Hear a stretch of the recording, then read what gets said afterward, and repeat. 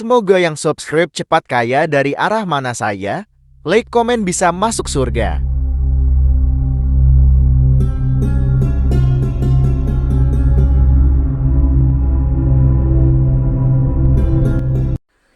Bismillahirrahmanirrahim. Allahumma sholli ala Sayyidina Muhammad wa ala ali Sayyidina Muhammad. Saudaraku yang dirahmati Allah, dalam sebuah kisah bahwa di zaman Bani Israel dulu ada seorang wanita muda yang terkenal dengan sangat mempesona. Wajahnya ayu dan cantiknya, tubuh seksi menggairahkan. Sayangnya wanita cantik yang bertubuh aduhai ini menggunakan tubuhnya untuk hal yang salah. Semua potensi yang seharusnya mendekatkan pada Tuhan dimanfaatkan untuk mendapatkan uang dengan cara menjual dirinya. Ia adalah seorang pelacur hebat yang terkenal profesional. Ia viral di depan para laki hidung belang. Ia sangat pandai memuaskan laki-laki yang datang dengan nafsu syahwatnya. Ia pelacur senior yang sangat handal. Ratusan atau mungkin ribuan orang sudah porak-poranda dibuatnya. Dalam beberapa literatur menyebutkan bahwa perempuan muda itu bernama Malika. Dikisahkan dalam kitab Duratun Nasihin, wanita itu melakukan aktivitas jual beli diri di rumahnya sendiri setiap hari. Malika menunggu para laki hidung belang dengan bernafsu di atas ranjang kerjanya. Ranjang pemuas nafsunya sengaja diletakkan di dekat pintu depan rumahnya. Ketika pintu depan itu dibuka, orang yang lewat depan rumahnya akan dengan mudah melihat Malika sedang berbaring santuy di atas ranjang. Ia sengaja melakukan itu agar para lelaki yang melintas dapat melihat kecantikannya, sehingga nanti mereka yang imannya tipis setipis tisu akan segera tergoda dan merongkek dompet untuk bisa menikmati waktu bersama Malika. Konon Malika memasang tarif dengan harga yang sangat mahal, yaitu sekitar 100 keping dinar. Uang 100 dinar itu jika kita menggunakan sinar Kuwait dan kemudian mengkonversikannya ke dalam rupiah, maka akan bernilai sekitar 4,8 juta rupiah. Harga yang sangat fantastik untuk usaha pelacur. Namun demikian, banyak lelaki tipis imannya yang bermimpi bisa tidur bersama Malika. Tidak masalah bagi mereka walaupun harus membayar sedemikian mahalnya. Bagi mereka merupakan sebuah pencapaian besar, pencapaian luar biasa yang akan mereka banggakan di tempat-tempat tongkrongan mereka bila bisa menikmati Malika sang pelacur. Pelacur terkaya yang sangat menjaga kualitas tubuh dan pelayan menerimanya. Itu akan membuat mereka bertepuk dada karena bangga. Banyak orang yang kemudian salah terka, mereka mengira bahwa Malika akan mati tua merana dengan penuh hina akibat perbuatan dosanya. Namun siapa sangka Allah memiliki takdir indah yang lain untuk Malika. Malika mendapatkan momen luar biasa yang kemudian mengubah seluruh jalan cerita hidupnya 180 derajat dari sebelumnya.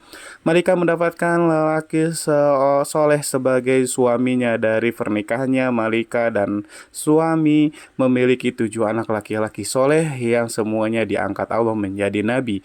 Bagaimana bisa semua itu terjadi? Amalan apa yang sudah dilakukan Malika dalam hidupnya? Sebelum melanjutkan kisah ini, mari kita bantu channel ini untuk terus berkembang dengan cara mensubscribe dan mengaktifkan tanda lonceng. Jangan lupa berikan komentar yang baik, share video ini kemanapun supaya banyak yang mendapatkan manfaatnya. Semoga bernilai amal jariah karena membantu syiar Islam kepada manusia. Amin, amin, Allahumma amin. Suatu hari ada seorang pria muda melintas di depan rumah Malika, sang pelacur. Dia adalah laki-laki soleh, ahli ibadah. Ia berasal dari daerah yang sangat jauh dari sana. Sebut saja namanya Pulan. Ketika lewat secara tidak sengaja, mata Pulan memandang tubuh Malika di atas ranjangnya. Kata orang-orang soleh, pandangan pertama yang tanpa sengaja merupakan rejeki, sedangkan setelah pandangan pertama, pandangan keduanya dan pandangan ketiganya adalah dosa, karena sudah berbalut nafsu syahwat. Mendadak bergejolaklah darah mudanya. Mengelihat syahwat dan nafsunya sebagai ahli ibadah, Ia berusaha sekuat tenaga menahan nafsu birahinya, bahkan kemudian ia sempat berdoa kepada Allah supaya menghilangkan syahwat setan yang tengah melanda hatinya. Meskipun sudah ditahan nafsunya terus membara, syahwat tubuhnya menegang dan akhirnya benteng imannya jebol. Ia tidak mampu lagi mengontrol hawa nafsunya. Pulan pun kemudian mencari tahu caranya bagaimana supaya bisa menikmati malam bersama Malika. Ternyata tarifnya yang sangat tinggi senilai 400 dinar. Pulan tidak punya uang sebanyak itu. Ia lantas mencari cara supaya bisa mendapatkan uang untuk membayar tarif tidur bersama Malika. Alhasil Pulan menjual semua barangnya termasuk pakaian yang ia bawa dari hasil penjualan. Itu ia berhasil mendapatkan uang yang cukup untuk membayar Malika. Dengan mantap dan yakin Pulan mendatangi rumah Malika. Sesampainya di sana, pegawai Malika menyuruhnya membayar uang tarif pelayanan. Ternyata malam itu Pulan belum bisa menuntaskan hasratnya. Ia harus menunggu giliran mengantri bersama puluhan lelaki yang lainnya yang mempunyai niat yang sama. Maklum Malika adalah impian semua lelaki kala itu. Pegawai Malika kemudian memberikan nomor antrian Pulan sekaligus mencatat waktu pelaksanaannya.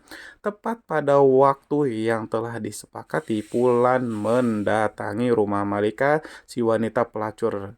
Malika terlihat sudah berhias rapi, ia duduk menggoda di atas ranjangnya. Pulan kemudian masuk ke dalam dan duduk bersama Malika. Di atas ranjang mereka saling berdiam.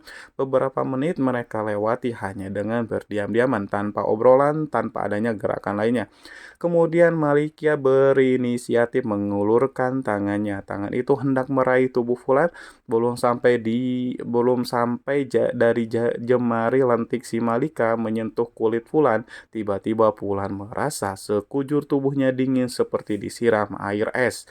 Tubuhnya menggigil, hatinya terguncang, rasa bersalah dan ketakutan hebat tiba-tiba menyelimuti tubuh Fulan.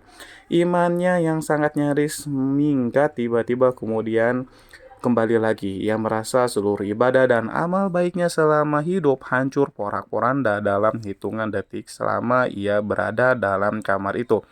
Wajar. Wajah Pulang terlihat pucat, kemudian seluruh persendiannya bergetar. Ada sebuah kekuatan dahsyat yang tiba-tiba membuat hatinya ketakutan menyadari sesuatu yang aneh. Sedangkan klien Malika, si wanita pelacur itu kemudian bertanya, "Mas, kamu itu kenapa sih? Apakah kamu sakit?" Begitu kira-kira Pulan masih terdiam. Kemudian menjawab dengan gemetar, "Mbak, aku sangat takut kepada Allah. Biarkan aku keluar dari kamar ini." Kemudian Malika mengercitkan dahinya. Ia kaget dengan jawaban Pulan. Dengan emosi Malika membentak, "Aduh, sialan, kamu banyak laki-laki yang sangat menginginkan apa yang kamu dapatkan hari ini. Bahkan mereka rela antri lama demi mendapatkanku. Aneh sekali, kamu itu kenapa sebenarnya?" Pulan si ahli ibadah itu menggigil kakinya, ia lifatkan ke depan dadanya. Detuk jantungnya bertambah kencang. Ia kemudian berkata, "Mbak, aku sangat takut kepada Allah. Aku takut Allah murka. Uang yang sudah kubayarkan tadi silahkan ambil saja, itu halal buatmu. Tapi izinkan aku keluar dari sini." Kemudian Fulan berdiri, ia bergegas berjalan ke arah pintu keluar Malika. Kemudian Malika bertambah keheranan melihat kliennya itu ketakutan. Ia kemudian bertanya lagi, "Hei, tunggu dulu Mas, memangnya kamu belum pernah melakukan kayak gini sebelumnya?" Kemudian Pulan menjawab, "Sebelumnya Mbak sama sekali belum pernah. Ini yang pertama kali." Seakan tidak yakin dengan jawaban Pulan. "Ah, masa sih Mas?" katanya sambil menggaruk keningnya yang tidak gatal. Malika kebingungan, apa iya di zaman ini ada laki-laki yang tahan terhadap godaannya? Itu sebuah hal yang mustahil. Malika itu cantik dan menggoda. Ia terlanjur menganggap bahwa semua laki-laki itu sama. Kemudian Malika bertanya, "Mas, kamu itu siapa sebenarnya? Kamu itu dari mana datangmu? Dari mana dan maksudmu mau kemana?" Kemudian Pulan menjelaskan siapa dirinya dan dari mana asalnya. Setelah mendengarkan cerita dari Pulan, Malika mempersilahkannya untuk keluar. Pulan keluar dengan menangis terisak, tubuhnya limbung seakan mau roboh sepanjang jalan pulang menuju rumahnya. Pulan tak berhenti menyumpahi dan mengutuk dirinya sendiri. Ia sangat menyesali perbuatannya yang barusan akan ia lakukan. Ia menyesali sebuah dosa yang belum pernah ia kerjakan. Sementara itu, Malika di dalam ruangannya masih merasa kebingungan. Ia masih teringat kondisi pria yang sangat menyedihkan itu. Pria pertama yang menolak tidur dengannya.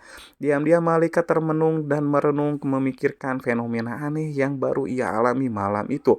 Sepanjang hidupnya, tiba-tiba saja hatinya bergetar, ada gejolak yang dahsyat dalam hatinya.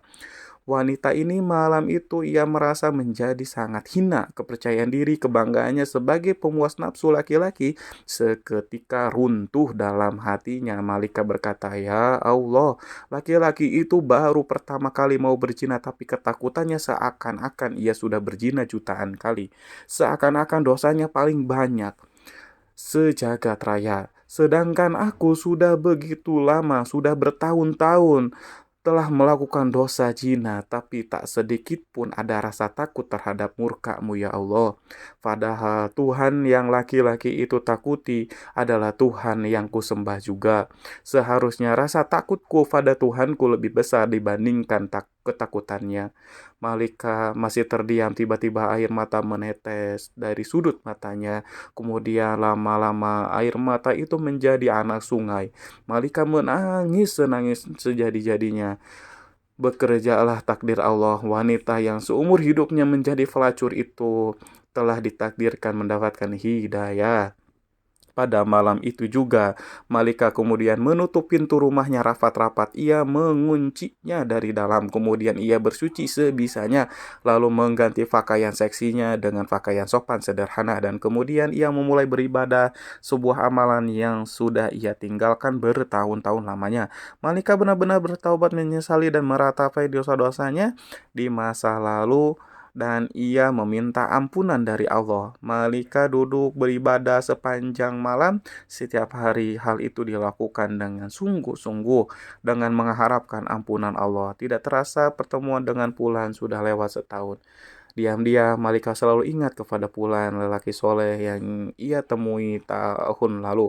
Malika teringat dan kemudian berpikir, jika saja aku mendatangi Pulan, mungkin saja Pulan mau menikahiku sehingga aku dapat belajar di sampingnya banyak hal tentang agama. Dan Pulan akan menjadi pendorong dan penyemangatku untuk beribadah pada Allah. Setelah menimbang dan berpikir lama, Malika yang sudah berubah menjadi wanita soleh memutuskan untuk mencari si Pulan. Ia masih teringat alamat yang disebutkan Pulan beberapa bulan yang lalu. Pergilah Malika mencari alamat Pulan. Ia pergi dengan membawa harta dan beberapa pembantunya. Dengan semangat dan iman mereka berangkat melakukannya. Setelah sampai di kampung yang dituju, Malika lalu bertanya kepada warga yang dijumpainya. Kemudian ia memperoleh informasi di mana rumah Fulan. Si pemuda soleh sesampainya di rumah Fulan, diucapkannya salam. Kemudian keluarlah Fulan. Ia membukakan pintu rumahnya, kemudian mempersilahkan para tamunya untuk masuk. Fulan belum sadar siapa yang datang karena Malika pada saat itu memakai cadar. Sedangkan para pembantu bersamanya, Fulan belum pernah mengenali mereka sebelumnya. Malika kemudian membuka cadar penutup wajahnya supaya Fulan mengingatnya, dan benar saja, meskipun setahun telah berlalu, Fulan masih mengenalinya. Tiba-tiba tubuh Fulan kembali menjadi dingin. Fulan teringat peristiwa perjumpaan pertama dan terakhirnya dengan wanita di depannya. Itu rasa bersalah, rasa takut yang sudah berusaha ia hilangkan selama setahun terakhir tiba-tiba datang lagi. Bagi Fulan, perjumpaannya dengan Malika tahun lalu itu membuat trauma itu lebih menakutkan daripada berjumpa dengan singa lapar. Kenangannya di masa lalu membuat tubuhnya lemas, lunglai, tubuhnya kemudian kembali bergetar hebat, keringat dan air matanya bercucuran. Fulan tiba-tiba menjerit histeris memohon ampunan kepada Allah. Fulan si ahli ibadah itu berteriak sangat kuat, saking kuatnya suaranya, nyawanya pun ikut keluar. Fulan meninggal dunia. Kematian Fulan itu tentu saja membuat Malika sangat terpukul dan bersedih hati. Malika menangis, kemudian ia melakukan ibadah Dalam doanya, Malika berkata, "Ya Allah, sesungguhnya aku berangkat ke sini untuk bertemu dia demi sebuah niat suci dan mulia untuk mendekatkan diri kepada Engkau, ya Allah.